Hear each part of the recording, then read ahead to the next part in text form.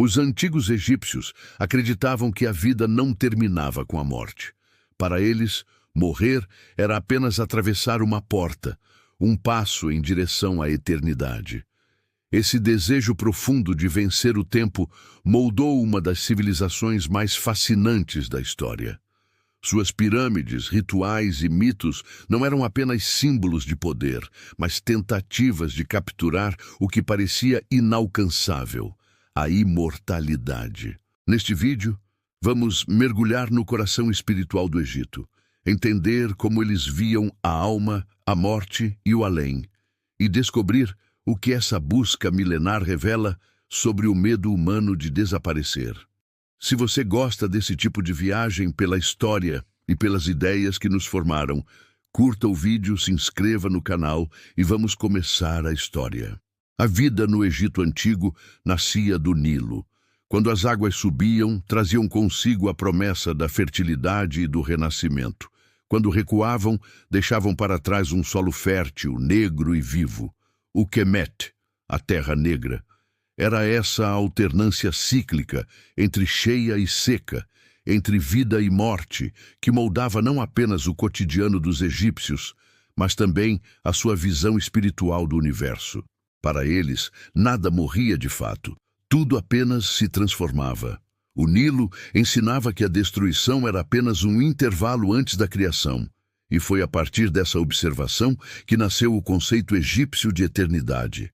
A repetição dos ciclos naturais, o nascer e o pôr do sol, a germinação e a colheita, o fluxo do rio, revelava uma ordem invisível, uma força que mantinha o mundo em equilíbrio. Essa força era chamada de Maat, a deusa da verdade, da justiça e da harmonia cósmica. Viver em conformidade com Maat era manter o universo em funcionamento. Ignorá-la significava mergulhar no caos, no Isfet, a desordem primordial que ameaçava devorar o mundo caso a harmonia se rompesse. Assim, a religião egípcia nasceu da necessidade de preservar essa ordem sagrada, não apenas através de leis e rituais, mas também na esperança de que a vida individual pudesse participar desse ciclo eterno de renovação. Os egípcios viam o tempo de duas formas: o tempo Nehé, cíclico, que se repete eternamente, e o tempo Jet, o tempo da permanência, do que é imutável e divino. A existência humana acontecia entre esses dois tempos, efêmera como o Nehé, mas aspirando ao Jet, a imortalidade dos deuses. Essa dualidade era o coração da espiritualidade egípcia. Viver bem, de acordo com a Maat, era alinhar-se ao ritmo cósmico e conquistar um lugar na eternidade. A morte não era o fim, mas o momento em que a alma podia finalmente romper o ciclo e tocar o imutável. Essa visão não surgiu apenas da observação do rio, mas de toda a paisagem egípcia, um território em que o deserto e a vida coexistiam lado a lado. De um lado, o verde fértil do Nilo, do outro, as areias áridas que pareciam engolir tudo. O Egito vivia entre a vida e a morte de forma literal, e esse contraste se tornou símbolo de sua fé. O deserto representava o Isfet, o caos, enquanto o vale fértil era Maat, a ordem. Cada amanhecer, quando o sol de Ra renascia no horizonte, era uma confirmação de que a ordem havia vencido mais uma vez. O sol, portanto, era mais do que uma estrela. Era o deus Ra, o grande criador, que todos os dias cruzava o céu em sua barca dourada e, ao cair da noite, descia ao submundo para lutar contra as forças do caos. A cada manhã, seu retorno simbolizava o triunfo da vida sobre a morte. Esse ciclo solar tornou-se a imagem perfeita da eternidade egípcia. Morrer e renascer, sempre. Os faraós, considerados filhos de Ra, herdavam essa promessa. Sua função não era apenas governar, mas manter viva a harmonia do mundo, garantir que o sol continuasse a nascer e que o Nilo continuasse a fluir. A crença na imortalidade, portanto, não era uma fuga do medo, mas uma extensão natural da observação do cosmos. O Egito via o universo como uma grande ordem viva, onde tudo possuía um propósito e um ritmo. O homem era parte dessa engrenagem divina e, por isso, podia também transcender. A morte, nesse contexto, era o retorno ao estado original de equilíbrio, o reencontro com a Ma'at. O corpo podia perecer, mas a essência, aquilo que participava do ciclo, jamais deixava de existir. Com o tempo, essa filosofia se transformou em religião, e a religião em tradição. As histórias dos deuses passaram a espelhar os ciclos da natureza. Osíris, deus da vegetação e da ressurreição, simbolizava o Nilo que morre e renasce. Ísis, sua esposa, era a força da vida que restaura o que foi perdido. A morte de Osíris e sua ressurreição anual eram mais do que mitos, eram reflexos do próprio Egito. Assim, o povo via no destino dos deuses o seu próprio destino. Essa percepção moldou não apenas os rituais, mas toda a forma de pensar o tempo e o ser. Enquanto outras culturas viam a morte como ruptura, os egípcios a viam como continuidade. A eternidade não estava além do mundo, mas dentro dele, visível no fluir do rio e no renascer do sol. Cada ciclo era um lembrete de que o fim era apenas uma passagem, e de que viver segundo a Ma'at era a chave para participar desse fluxo divino. A ideia de eternidade, portanto, não nasceu de templos nem de livros sagrados, nasceu da terra, da água e do sol. O Egito aprendeu com a própria natureza a não temer a morte, mas a entendê-la como parte da ordem universal. E é dessa compreensão que surgiria toda a sua espiritualidade, sua arte e seus monumentos. Cada pirâmide, cada múmia, cada inscrição é o eco dessa primeira revelação, a de que tudo o que existe, se estiver em harmonia com o cosmos, jamais morre de verdade. Essa crença seria o alicerce de toda a civilização egípcia, e a partir dela nasceria uma das mais complexas concepções de alma e imortalidade da história humana. Para os egípcios, a alma humana não era uma unidade simples, mas um conjunto de forças espirituais que interagiam entre si. A pessoa era composta por elementos distintos, o Ka, o Ba, o Ak, além do nome, da sombra e do corpo físico. Cada um desses aspectos possuía uma função sagrada, e a morte, longe de separá-los para sempre, era o momento em que precisavam ser cuidadosamente reunidos novamente. Somente quando essas partes se reconectavam, a alma podia alcançar a eternidade. O Ka era a centelha vital, a energia que dava vida ao corpo. Podia ser traduzido como o duplo espiritual, uma cópia invisível de cada indivíduo. Desde o nascimento, o Ka acompanhava a pessoa como uma força divina, e ao morrer, ele não desaparecia, continuava existindo, necessitando de alimento, bebida e cuidado. É por isso que as tumbas egípcias eram repletas de oferendas, estátuas e alimentos simbólicos. Tudo servia para nutrir o Ka na sua nova existência. A morte, para o egípcio, era uma mudança de morada, não um desaparecimento. O Ka continuava habitando o túmulo, mantendo um vínculo íntimo com o corpo embalsamado. O Ba, por outro lado, representava a individualidade, aquilo que tornava cada pessoa única. Era frequentemente retratado como um pássaro com cabeça humana, capaz de deixar o corpo e viajar entre o mundo dos vivos e o dos mortos. Durante a noite, o Ba se afastava, explorava o além e visitava os lugares conhecidos. Ao amanhecer, retornava ao corpo, como o sol que renasce a cada dia. Essa ligação cíclica entre partida e retorno mostrava que a alma era livre, mas que sua liberdade dependia da preservação do corpo. Sem o corpo, o Ba se perderia, incapaz de encontrar o caminho de volta. O Ak, por fim, era o estado espiritual mais elevado, o ser transformado, purificado e imortal. Quando o Ka e o Ba conseguiam se reunir após a morte e o julgamento da alma fosse favorável, o indivíduo se tornava um Ak, um espírito luminoso que habitava o reino dos deuses. O Ak representava o triunfo final sobre o esquecimento e o caos, a incorporação da Ma'at em forma de luz. Ser um Ak era participar do ciclo divino, renascer com o sol e viver em harmonia eterna com os deuses. Essa complexa estrutura da alma explicava por que o corpo tinha tanta importância. Diferente de outras culturas que viam o corpo como uma prisão a ser abandonada, os egípcios o viam como o pilar da existência espiritual. O corpo era o ponto de reencontro entre as forças da alma, o local onde o Ka podia repousar e o Ba retornar.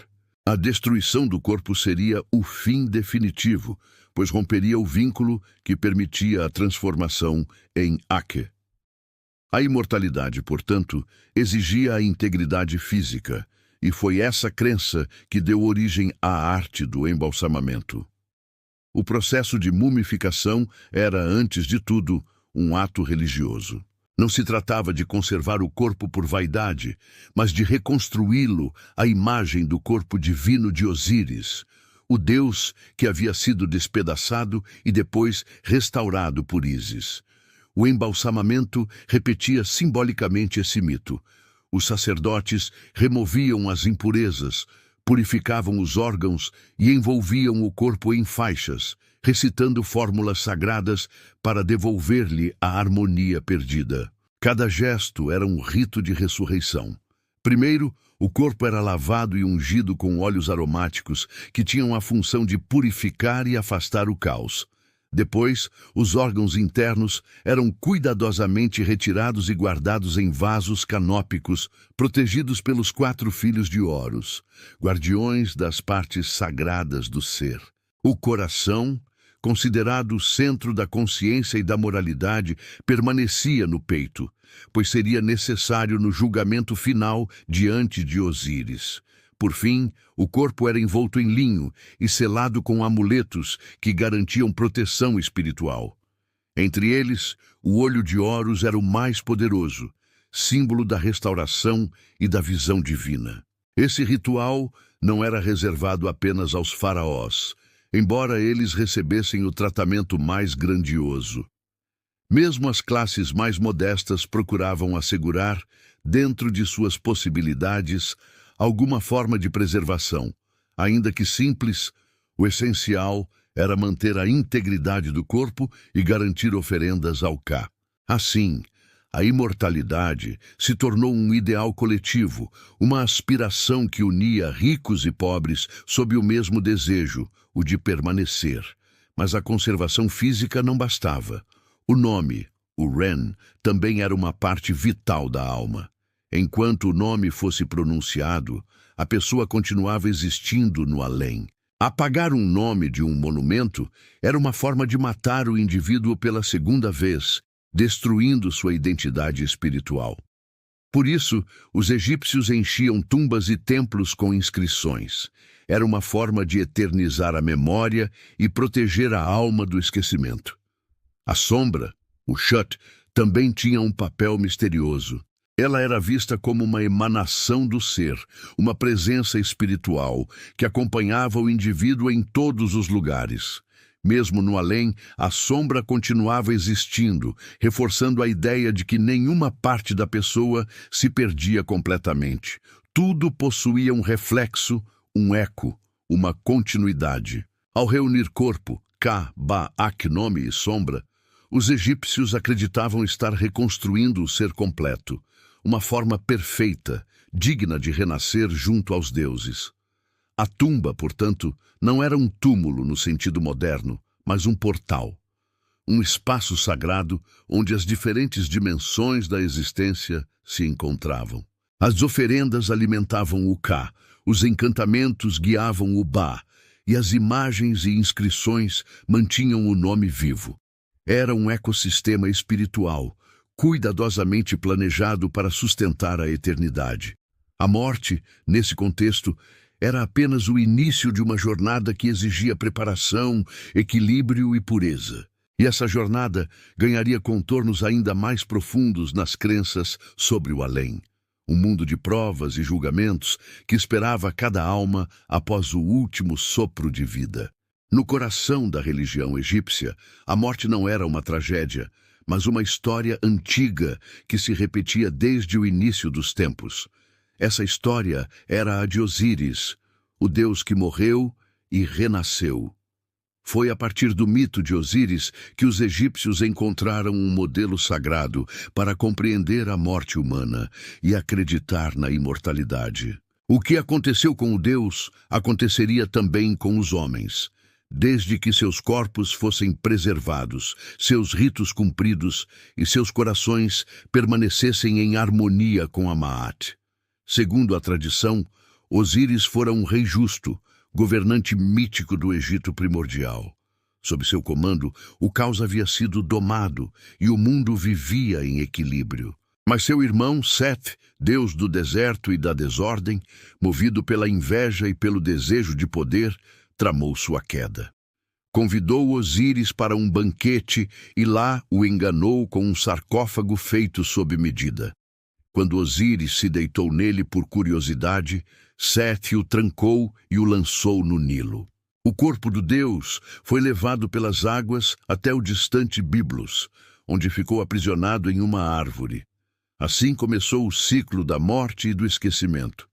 A esposa de Osíris, Ísis, símbolo da vida e da devoção, iniciou então uma busca incansável. Percorreu o Egito e terras estrangeiras, guiada pelo amor e pela dor. Encontrou o corpo de Osíris e o trouxe de volta, escondendo-o para protegê-lo. Mas Sete o descobriu e, tomado pela fúria, despedaçou o corpo do irmão em 14 partes, espalhando-as pelo Egito. Ísis, auxiliada por sua irmã Néftis e por Anubis, o deus dos mortos e das múmias, iniciou uma jornada para reunir cada fragmento. Parte por parte, ela recompôs o corpo do amado e, com suas magias, devolveu-lhe o sopro da vida. Dessa união nasceu Horus, o filho que vingaria o pai e restauraria a ordem. Essa narrativa não era apenas uma lenda moral sobre o bem e o mal. Para os egípcios, era o modelo cósmico da morte e da ressurreição. A destruição do corpo de Osíris simbolizava a decomposição física e sua recomposição pelas mãos de Ísis representava o embalsamamento. O papel de Anubis, que ajudou a embalsamar o deus e o envolveu em linho, transformou-o no primeiro morto a ser mumificado. Por isso, cada corpo humano embalsamado imitava o corpo de Osíris, e cada rito funerário repetia o mesmo gesto primordial. Osíris, ao renascer, não retornou ao mundo dos vivos, mas tornou-se o senhor do Duat, o reino dos mortos. Lá presidia o tribunal onde as almas eram julgadas. Ele se tornou o deus da ressurreição, aquele que provava que a morte não era o fim, mas uma passagem. Assim, cada homem, ao morrer, era identificado com Osíris. Seu nome era precedido pela fórmula Osíris, nome do falecido, reconhecendo-o como parte da divindade. Viver e morrer segundo o exemplo de Osíris era o caminho para a eternidade. Ísis, por sua vez, tornou-se o símbolo da força vital e da fidelidade que vence o tempo. Seu amor e sua magia sustentavam o renascimento de Osíris e, por extensão, de toda a humanidade. Nas representações funerárias, ela aparece com asas abertas sobre o corpo do morto, como se o abraçasse e o protegesse em seu voo para o além. Sua figura expressava o poder da compaixão divina, a energia que reúne o que foi despedaçado, que transforma o luto em esperança. Já Anubis, o deus com cabeça de chacal, era o guardião do limiar entre o mundo dos vivos e o dos mortos. Ele conduzia a alma ao tribunal de Osíris e presidia o processo de embalsamamento. Sua imagem, frequentemente presente nos túmulos, representava o guia silencioso que assegurava que a jornada fosse bem-sucedida. O chacal, animal que rondava os cemitérios, foi transformado em símbolo de proteção. Aquele que não devora os mortos, mas os guarda. Esses três deuses formavam o eixo espiritual do ritual funerário egípcio. Ísis representava o amor e a magia restauradora. Anubis, o cuidado e a passagem segura. Osíris, o destino final e a promessa de renovação. Em cada sepultamento, os sacerdotes repetiam o mito, palavra por palavra, gesto por gesto. Ao embalsamar o corpo, reviviam o ato de Ísis e Anubis. Ao fechar o sarcófago, imitavam o repouso de Osíris. E ao pronunciar encantamentos, chamavam o poder da Maat para garantir que o falecido também pudesse renascer. O mito de Osíris também ensinava uma lição moral profunda. Apenas quem viveu com justiça, quem manteve o coração puro e alinhado a Maat, poderia ressurgir. Set, o símbolo do egoísmo e da destruição, podia até vencer por um tempo, mas nunca de forma definitiva. A ordem sempre se reerguia. Assim, a religião egípcia transformou um drama cósmico em ética cotidiana. Viver bem era preparar-se para morrer bem. A figura de Horus, o filho vingador de Osíris, completava o ciclo. Sua vitória sobre Seth representava a restauração da harmonia, o triunfo da luz sobre as trevas. Cada faraó era visto como a encarnação de Horus em vida e como Osíris após a morte. Essa alternância divina legitimava o poder real. O rei vivo mantinha a ordem no mundo visível, enquanto o rei morto assegurava a ordem no invisível. O Egito inteiro era um reflexo dessa continuidade sagrada. Um império sustentado pela crença de que nada realmente morre, apenas muda de forma. Assim, o mito de Osíris tornou-se a espinha dorsal da espiritualidade egípcia. Ele não falava apenas dos deuses, mas de todos os seres. Mostrava que a morte era parte do grande ciclo universal, que a destruição era seguida de reconstrução e que o amor de Ísis, o cuidado de Anubis, a justiça de Osíris, era a força capaz de restaurar o cosmos. Em cada túmulo, em cada oração, os egípcios repetiam a mesma promessa, que assim como Osíris, eles também despertariam da escuridão, renascendo no brilho eterno das estrelas. O caminho para a eternidade no Egito Antigo não terminava com o sepultamento. Pelo contrário, era ali que ele realmente começava. A morte abria uma jornada perigosa e sagrada, cheia de provações, onde o espírito precisava provar sua pureza para alcançar a vida eterna. Essa travessia era descrita em um dos textos mais impressionantes da antiguidade, o Livro dos Mortos, uma coleção de hinos, encantamentos e instruções que guiavam o falecido pelo Duat, o mundo subterrâneo dos mortos. O Livro dos Mortos, cujo nome original poderia ser traduzido como Livro para sair à luz do dia, não era um livro no sentido moderno. Cada exemplar era único, adaptado à vida e ao status de quem o encomendava. Os escribas o escreviam em papiros, enrolados e colocados dentro do sarcófago. Era um verdadeiro manual espiritual, um mapa que ensinava o morto a enfrentar os perigos do além e a renascer como um espírito iluminado, o Ak. A jornada começava logo após o último suspiro. O Ba, o aspecto da alma que podia se mover livremente, despertava e encontrava o caminho do submundo. Mas o Duat não era um lugar de descanso imediato. Era um labirinto simbólico, habitado por serpentes, demônios, portões guardados por deuses e provas de coragem. Em cada etapa, o espírito precisava recitar fórmulas mágicas precisas para se proteger e prosseguir. Essas palavras não eram apenas feitiços, mas manifestações do poder da Maat, a verdade e a ordem que sustentavam o universo.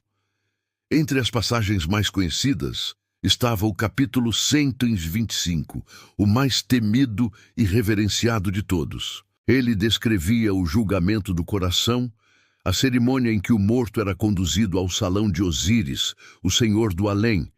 Diante dele, sentavam-se 42 deuses juízes, representando cada aspecto da moral e da lei divina. No centro, uma grande balança era preparada por Anubis, enquanto Thoth, o escriba dos deuses, aguardava para registrar o resultado. O coração do falecido, símbolo de sua consciência e de sua verdade interior, era colocado em um dos pratos da balança. No outro repousava a pena branca de Maat, representando a justiça e a pureza. Se o coração fosse leve, equilibrado, significava que o indivíduo vivera em harmonia com a Maat, fora justo, verdadeiro, compassivo. Nesse caso, era declarado justificado e recebido no reino de Osíris, onde desfrutaria da vida eterna. Mas se o coração se mostrasse pesado, carregado de mentira, egoísmo ou desordem, era devorado por Amite, a terrível devoradora de almas, criatura com corpo de leão, crocodilo e hipopótamo. A alma impura simplesmente deixava de existir. Antes que a pesagem acontecesse, o morto precisava fazer uma confissão ritual conhecida como a Declaração de Inocência. Em vez de pedir perdão, o falecido afirmava diante de cada juiz divino aquilo que não havia feito. Dizia frases como: não cometi injustiças, não blasfemei contra os deuses, não matei, não roubei, não menti, não causei sofrimento ao meu semelhante. Essas palavras não eram simples fórmulas, eram um espelho da ética egípcia. O livro dos mortos não servia apenas para garantir a passagem espiritual, mas também para orientar a conduta em vida. Quem vivesse em desarmonia com a Maat jamais conseguiria recitar essas verdades diante dos deuses, pois o próprio coração, considerado um testemunho incorruptível, revelaria suas faltas. Assim, o julgamento no além era, em última instância, um julgamento da consciência. A ideia de que a moralidade definia o destino eterno foi uma das maiores heranças espirituais do Egito. Ao contrário de outras culturas antigas, que viam o pós-vida como privilégio de reis e guerreiros, os egípcios acreditavam que qualquer pessoa poderia alcançar a imortalidade, desde que vivesse segundo a Maat. A justiça, a bondade e a verdade tornaram-se princípios universais. Até mesmo os deuses eram submetidos a Maat. Ela não era uma criação deles, mas uma ordem cósmica anterior a tudo. Após o julgamento, se a alma fosse considerada justa, era conduzida por Horus até os campos de juncos, uma espécie de paraíso onde a vida continuava em plenitude. Ali, o falecido podia arar campos férteis, colher frutos e viver em paz, cercado por seus entes queridos e pelos deuses. O trabalho não era castigo, mas celebração, um reflexo perfeito da vida terrena, sem dor nem envelhecimento. Era a eternidade moldada à imagem da harmonia. Mas para chegar até esse estado, o espírito precisava dominar as palavras e os gestos corretos, as fórmulas mágicas do livro dos mortos. Essas orações, chamadas de capítulos, eram a linguagem divina, capazes de abrir portas, afastar monstros e garantir proteção. O conhecimento era, portanto, uma arma espiritual. Saber o nome de cada divindade e de cada portão era uma forma de controle sobre o invisível. Para o egípcio, ignorar um nome era perder o poder sobre aquilo que se nomeava. Assim, o livro dos mortos unia duas forças essenciais: a magia e a moral. De um lado, ensinava os ritos, encantamentos e símbolos que garantiam a sobrevivência da alma. De outro, exigia uma vida justa, em conformidade com a Maat. Não bastava ser enterrado com luxo, nem possuir papiros decorados. Era preciso que o coração fosse verdadeiro. A imortalidade, afinal, não se comprava, conquistava-se pela pureza do ser. Essa combinação de espiritualidade prática e ética profunda fez do Egito uma das primeiras civilizações a conceber a morte como julgamento moral. A vida após a morte não era um direito automático, mas uma conquista que dependia da harmonia interior. Cada egípcio vivia, portanto, sob o olhar constante da Maat, sabendo que um dia seu coração seria pesado. E essa consciência moldava toda a sua cultura. A política, a arte, as leis, a vida cotidiana. Tudo precisava refletir a ordem divina. Era essa busca constante por equilíbrio que fazia o Egito florescer. A eternidade não era um presente dos deuses, era o resultado de viver em sintonia com o cosmos. E aquele que compreendesse essa verdade estava, de certa forma, já a caminho da imortalidade. A busca pela eternidade foi o alicerce invisível sobre o qual toda a civilização egípcia foi construída. Nenhum outro povo da antiguidade elevou tanto a morte à condição de arte, nem transformou a imortalidade em um projeto coletivo tão duradouro. No Egito, cada pedra, cada escultura e cada hieróglifo eram uma tentativa de dialogar com o tempo, de gravar no mundo visível um reflexo do eterno. A arquitetura, a religião e a política se entrelaçaram em torno de uma mesma aspiração: vencer o esquecimento. A arte egípcia não nasceu para agradar os olhos, mas para servir a alma. O objetivo principal de cada pintura e cada estátua era perpetuar a presença. Uma imagem, para o egípcio, não era apenas uma representação, era uma forma viva, capaz de abrigar o Ka, o duplo espiritual. Por isso, os artistas seguiam regras rígidas de proporção e postura. A figura frontal do corpo e o rosto de perfil não eram meras convenções estéticas, mas uma maneira de garantir a totalidade do ser. Mostrar todas as partes de uma pessoa, o olho, o ombro, os pés, era oferecer completude espiritual. A beleza, nesse contexto, estava na fidelidade à eternidade, não na originalidade. Os templos e túmulos eram concebidos com o mesmo propósito simbólico.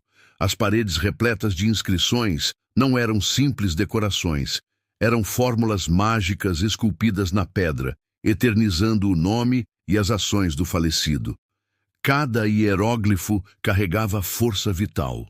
O simples ato de escrever um nome era um gesto de proteção contra o esquecimento, pois, como acreditavam, morrer é ter o nome apagado. Assim, a escrita tornou-se uma forma de ressurreição, e o escriba, um sacerdote do tempo.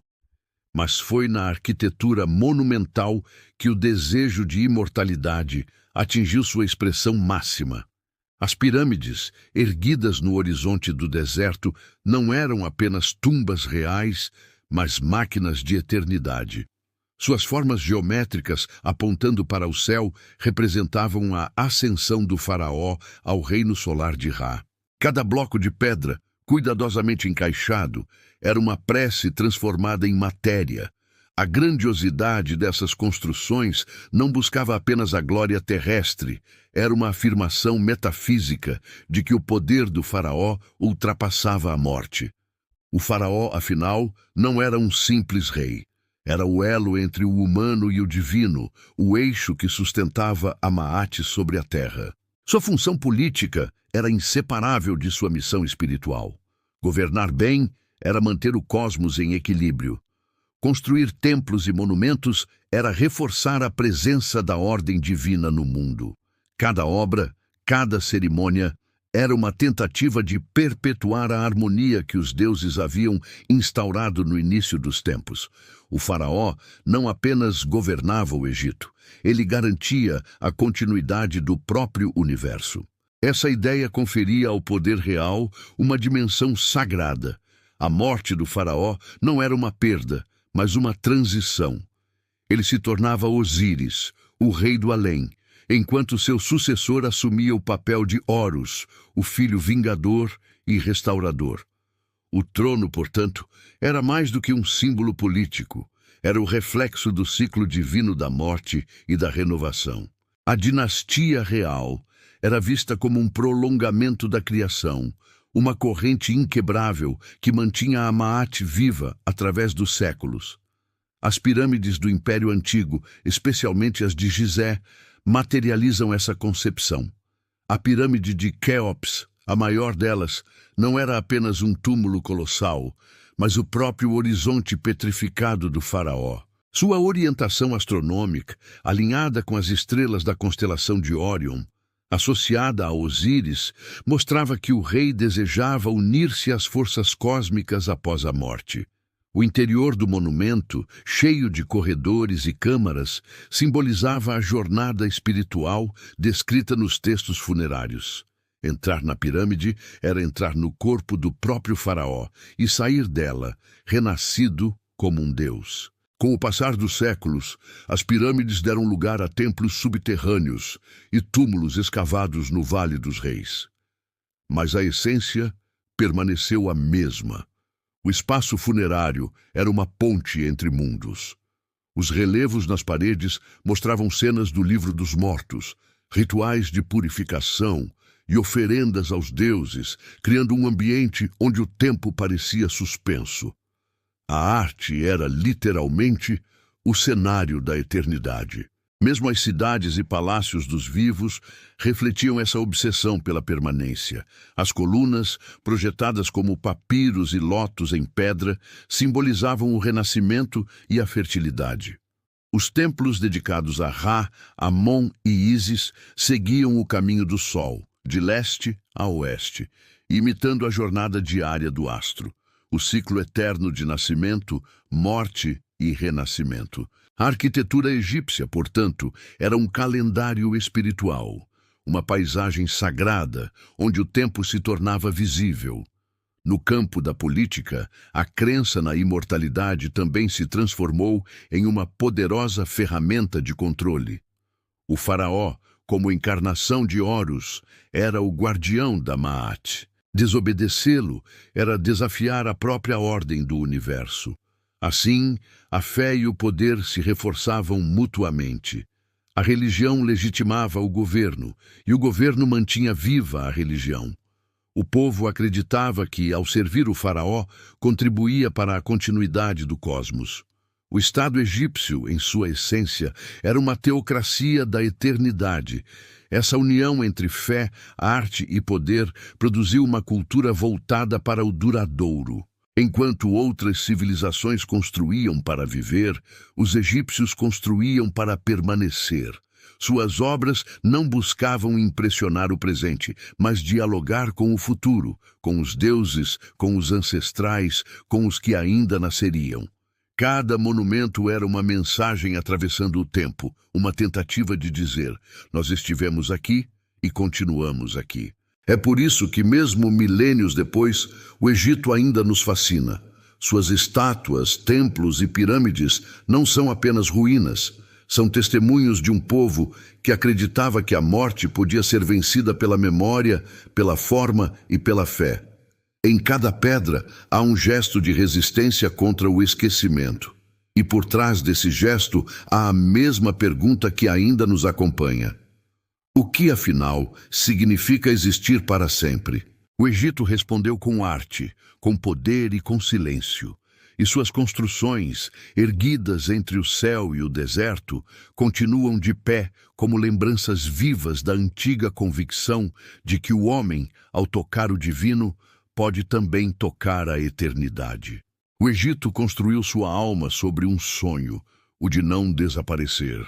Por trás das pirâmides, das múmias e dos ritos sagrados, havia uma angústia que ainda reconhecemos: o medo de sermos esquecidos.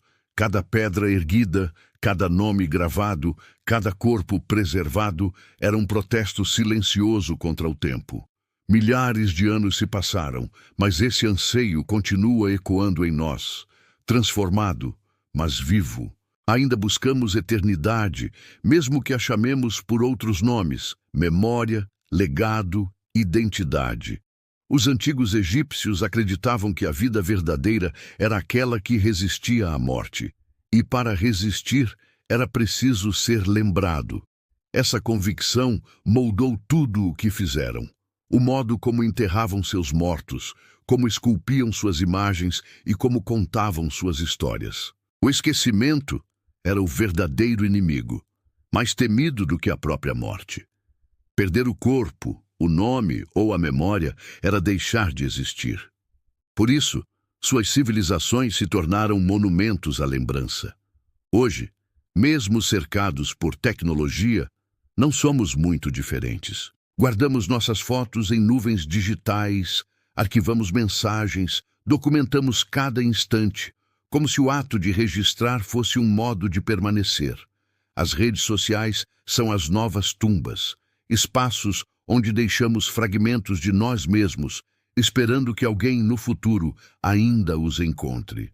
Substituímos os hieróglifos por dados, mas a intenção é a mesma: gravar a própria existência na matéria do tempo. Os egípcios gravavam nomes em pedra, nós os gravamos em servidores. Ambos sabemos instintivamente que a memória é a forma mais humana de eternidade. Talvez por isso o Egito nos comova tanto, porque ele nos espelha. Olhar para suas ruínas é olhar para o reflexo mais antigo do nosso próprio medo, o medo de sermos pó sem lembrança. A obsessão egípcia pela continuidade também revela algo mais profundo: a tentativa de dar sentido à morte. Ao transformar o fim em passagem, o Egito deu à humanidade uma das primeiras narrativas de esperança. A morte deixou de ser o abismo e tornou-se uma travessia. O corpo virou templo, o túmulo virou portal, e o além tornou-se extensão da vida. Essa visão espiritual tão antiga ainda sustenta muitas crenças modernas. As religiões que surgiram depois herdaram, consciente ou não, a promessa egípcia de que a alma não se apaga, apenas muda de forma. O que talvez mais impressione é a serenidade com que os egípcios lidavam com o inevitável. Eles não negavam a morte, preparavam-se para ela. Aprender a morrer era para eles o verdadeiro aprendizado da vida. O embalsamamento, os textos sagrados, as orações e as oferendas não eram sinais de negação, mas de aceitação ritualizada. Era como se dissessem: sabemos que o corpo se desfaz, mas a essência permanece. E de fato permanece. Basta olhar o rosto de uma múmia exposta, os traços preservados por milênios, e perceber que há algo ali que o tempo não venceu. De certo modo, o Egito conseguiu o impossível.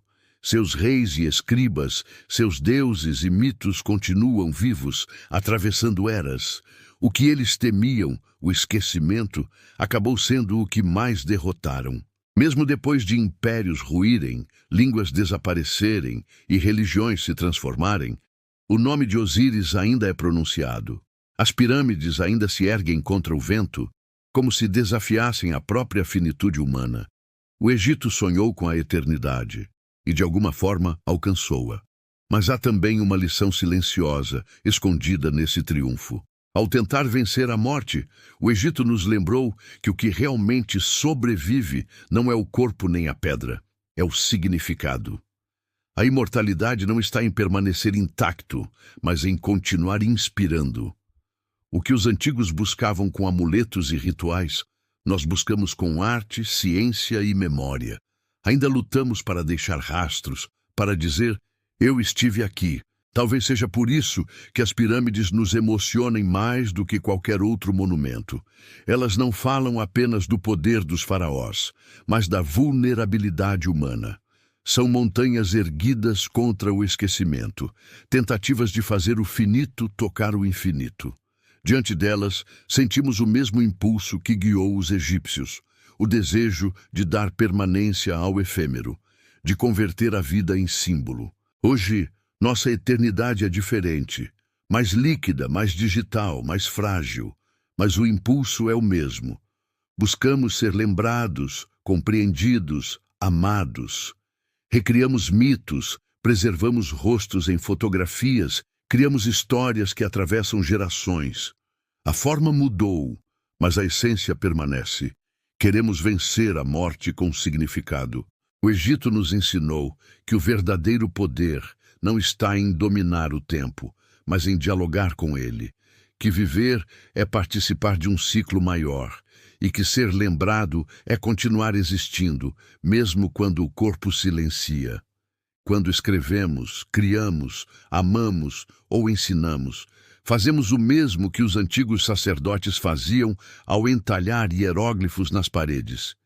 Deixamos traços de luz na escuridão. E assim, Talvez sejamos todos um pouco egípcios, construtores de nossas próprias pirâmides invisíveis, erguendo memórias contra a areia do esquecimento. O Nilo já não corre diante de nós, mas o seu ensinamento permanece. Tudo o que vive, renasce.